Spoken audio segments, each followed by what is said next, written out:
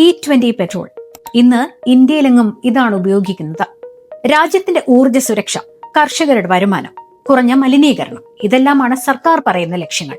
കടലാസിൽ ഇതെല്ലാം മികച്ചതാണ്. പക്ഷേ യഥാർത്ഥത്തിൽ എന്താണ് സംഭവിക്കുന്നത്? സർക്കാർ പറയുന്നത് ഈ ഒരു പദ്ധതിയിലൂടെ നമ്മൾ കോടിക്കണക്കിന് രൂപയുടെ എണ്ണ ഇറക്കുമതി ലാഭിച്ചു, നമ്മുടെ കർഷകർക്ക് പുതിയൊരു വരുമാനം നൽകി, അതോടൊപ്പം വായു മലിനീകരണം കുറച്ചു എന്നൊക്കെയാണ്. 20% ബ്ലെൻഡിംഗ് എന്ന ലക്ഷ്യം 5 വർഷം മുൻപേ കൈവരിച്ച ഒരു വലിയ വിജയമായിട്ടാണ് ഇതിനെ കാണുന്നത്. എന്നാൽ സാധാരണക്കാരായ നമ്മൾ അനുഭവിക്കുന്നത് മറ്റൊന്നാണ്. പലരും പറയുന്നത് മൈലേജ് 20% വരെ കുറഞ്ഞു, പഴയ വണ്ടികളുടെ എഞ്ചിന് പ്രശ്നങ്ങൾ വരുന്നു, വാറണ്ടി വരെ നഷ്ടപ്പെടുമോ എന്ന ഭയം. അപ്പോൾ ഒരു വശത്ത് ഈ നേട്ടങ്ങൾ പറയുമ്പോഴും എന്തുകൊണ്ടാണ് സാധാരണക്കാർക്ക് ഈ നഷ്ടങ്ങൾ സഹിക്കേണ്ടി വരുന്നത്?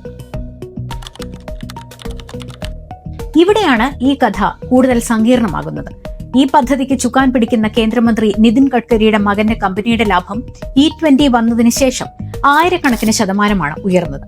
ഇത് വെറും ഒരു കോൺഫ്ലിക്ട് ഓഫ് ഇൻട്രസ്റ്റ് ആണോ, അതോ ഇതിന് പിന്നിൽ മറ്റു ലക്ഷ്യങ്ങളുണ്ടോ എന്ന സംശയം ശക്തമാണ്.